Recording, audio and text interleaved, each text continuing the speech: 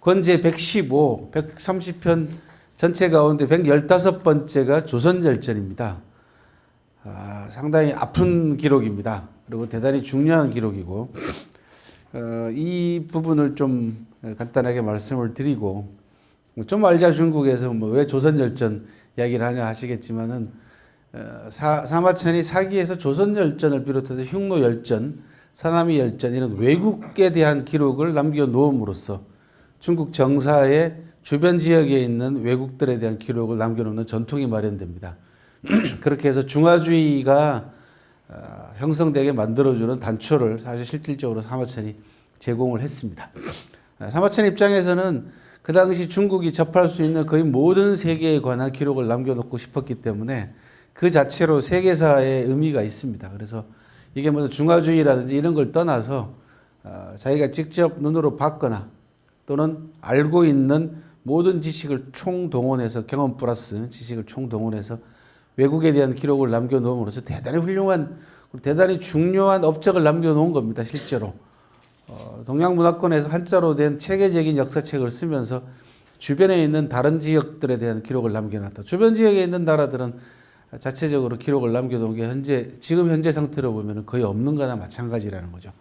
우리나라 같은 경우도 고구려, 그 다음에 백제, 신라가 다 역사책을 썼습니다만 남아있는 게 지금 단 하나도 없는 상태거든요.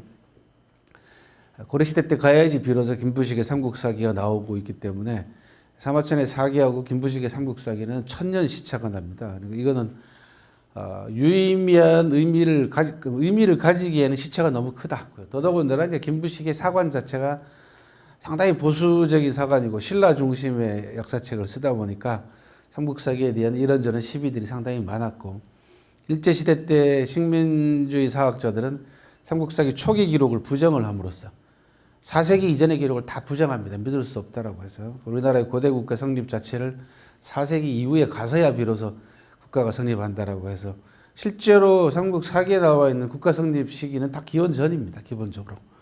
그런데도 그걸 300년 이상씩이나 늦추는 그 초기 기록 불신이 식민사관의 주된 가장 핵심이다라고 생각하시면 됩니다. 그 모든 것들의 와중에 사기 조선열전이 있습니다. 안타깝게도 저 기록이 고조선 멸망사입니다.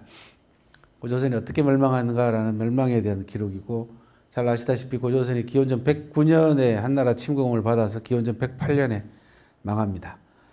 기원전 108년은 사마천 나이 38살입니다. 당대사 기록입니다. 그러니까 1차 사료제. 가장 생생한 기록이고, 사기 전체의 기록의 신뢰도를 놓고 봤을 때는 저 기록도 결코 무시하거나 우리가 잘못된 기록이라고 할 수 없을 만큼 가장 믿을 만한 기록이다. 사기에 대한 평균 점수가 A라고 한다 그러면 조선열전도 당연히 A 학점을 받아야 되는데 우리나라 학계에서는 저 조선열전을 F 학점을 주는 사람들이 상당히 많습니다. 조선에 대한 기록은 사기에도 단편적으로 보이고 다른 기록에도 보입니다. 사기에서 조선은 기자조선으로 나옵니다.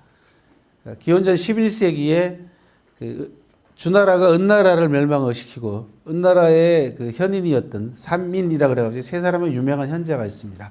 기자, 미자, 비간 이 세 사람이 있습니다. 그 가운데 미자는 도망을 가고 비간은 마지막 임금인 주 임금한테 직언하다가 성인의 심장에는 구멍이 7개 나 있다는데 한번 확인 좀 합시다 해가지고 가슴을 갈라서 죽임을 당하는 아주 처참한 죽임을 당했던 충직한 인물. 그래서 그 사간 또는 시간이라고 하는 유명한 두 글자를 남깁니다. 비간은 죽어서도 옳은 말을 하는, 시체가 되어서도 직언을 한다라고 하는 시간 내지 사간이라고 하는 단어를 남긴 인물이고요.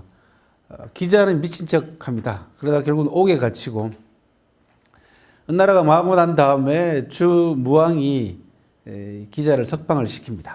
그리고는 조선에 봉했다라고 하는 대목이 나옵니다. 그리고는 신하의 예로 대하지 않았다라는 대목도 나옵니다. 조선 땅에다가 기자를 봉해고 신하로의 예로 대하지 않았다는 얘기는 조선이 상대적으로 주나라의 제후국하고는 다른 성격을 가지고 있다라는 이야기로 해석할 수가 있겠죠. 그래서 그때 보이는 조선이 실제로 가장 오래된 기록이 나오는 조선입니다. 기원전 11세기입니다. 삼국유사에 나오는 조선은 단군 이야기가 그 앞에서 나오고 있기 때문에 또 신화와 설화적인 성격이 강하고 역시 1000년 이후에 기록이 되다 보니까 삼국유사의 단군 조선을 믿을 만한 근거는 아직까지 확인되지 않고 있는 상황입니다.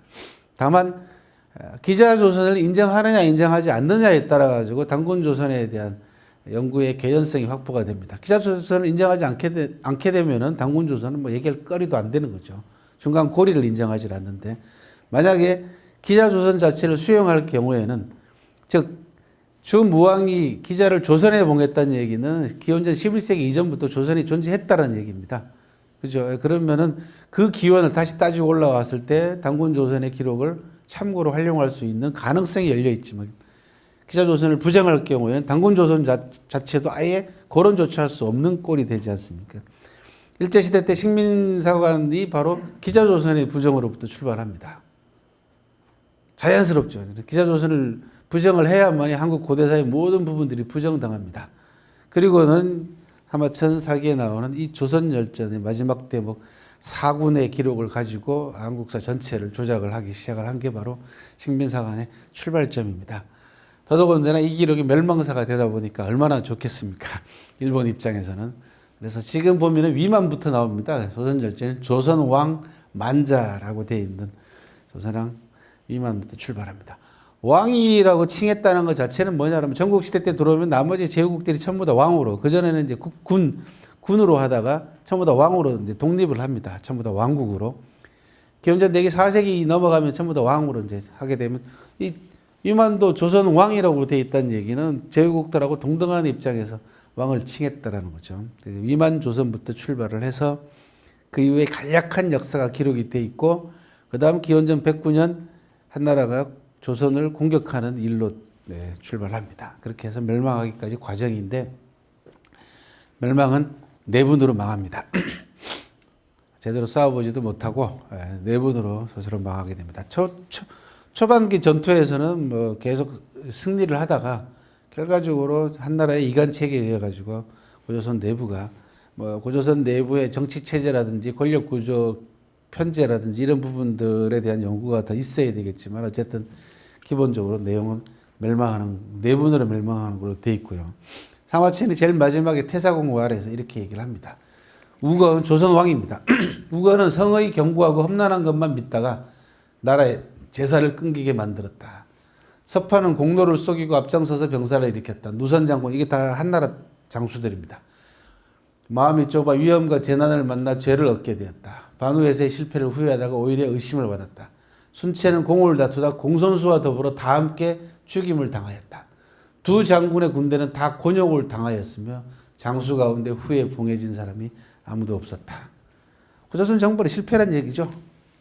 예, 이게 이제 한나라 장수들 이야기하고 있는 겁니다. 이게 고조선 이야기가 아니고 한나라 장수들 가운데 어느 누구도 공을 인정받아가지고 후에 자기를 받거나 한 사람이었고 두 사람은 죽임을 당했고 그죠. 군대는 곤욕을 치렀다라고 얘기하는 것은 실질적으로 고조선이 내분으로 멸망하긴 했지만 전투에서는 승리하고 전쟁에서는 지는 꼴이 됐죠. 고조선이. 그래서 고조선의 멸망에 대한 기록이 사마천 사기가 이렇게 냉철하게 기록이 되어 있습니다. 실제로 한나라가 승리한 전쟁이 아니다라는 기록을 이렇게 남겨놨습니다. 그리고 제일 마지막 대목입니다. 여기 있죠, 그죠? 예. 여기 보면은 수정 조선 위 사군입니다. 마침내 조선을 평정하고 사군으로 삼았다. 또는 사군을 두었다. 또는 사군을 만들었다. 이게 조선열전 마지막 대목입니다. 사군의 이름에 관해서는 단 한마디도 언급하지 않고 있습니다. 사마천은. 근데 여기 보면은 지폐라고 되어 있죠. 그죠? 여기 주석입니다. 후대에 나와 있는 주석에 보면은 진번 뭐 어쩌고저쩌고 나오고 진번 나옵니다. 그렇게 해서 사군 이름이 거꾸로 후대에 가서 나온다는 겁니다. 재밌게도. 방고의 한서부터 시작해서 후한서 이런 쪽으로 가면은 사군 이름이 뒤에 나옵니다.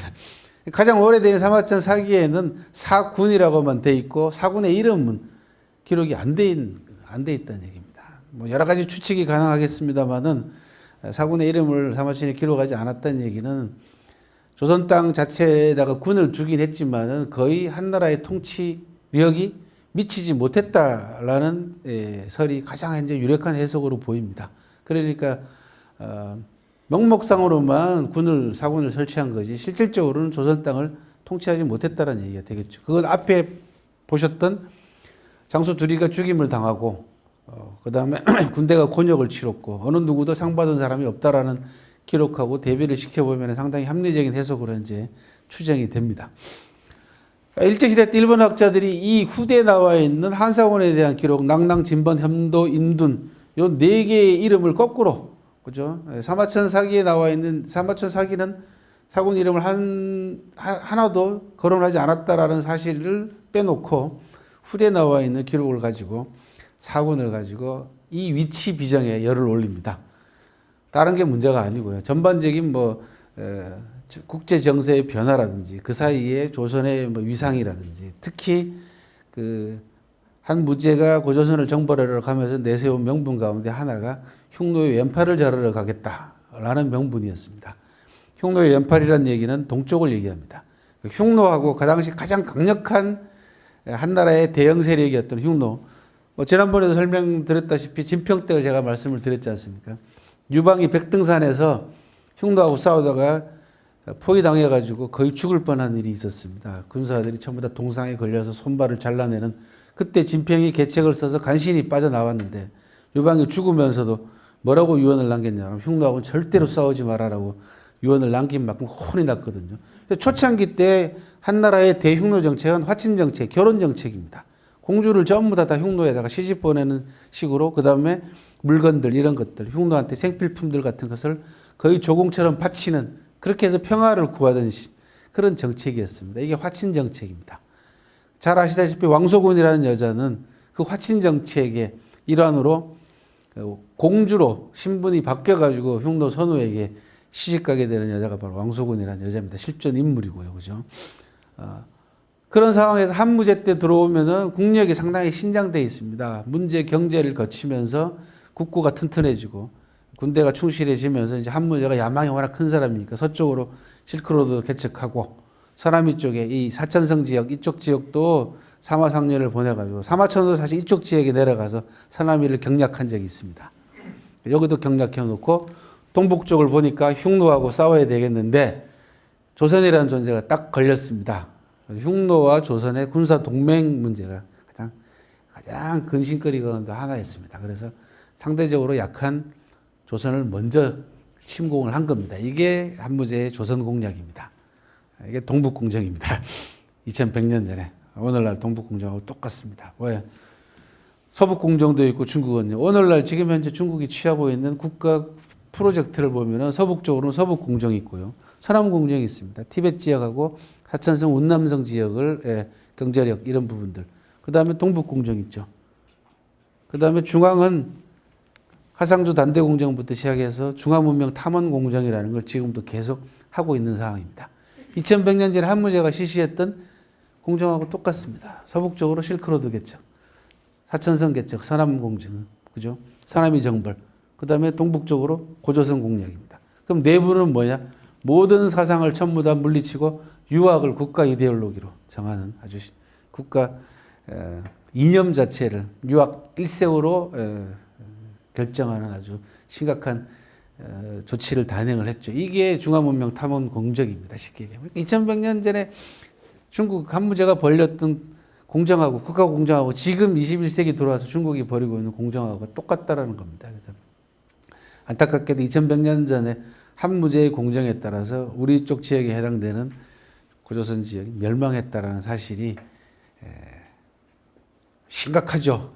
앞으로 어떻게 우리나라가 전개될지 모르는 상황이기 때문에 그런 의미에서 조선열전이 갖는 의미가 보통이 아닙니다. 대단한 의미를 갖고 있습니다. 그래서 여기 조선열전을 얼마나 치밀하게 검토하고 다른 기록들과 대조해서 해석해내느냐에 따라서 식민사관의 극복 방안부터 시작해서 여러 가지가 다 아마 실마리가 풀리리라고 생각을 합니다. 이 한사군의 후대 기록을 가지고 일본 학자들이 조선을 침공을 해서 조선을 멸망시키고 식민지로 삼고 난 다음에 식민사관이라는 걸 만듭니다. 그리고 한사군의 위치를 전부 다 한반도 이내로 비정을 합니다.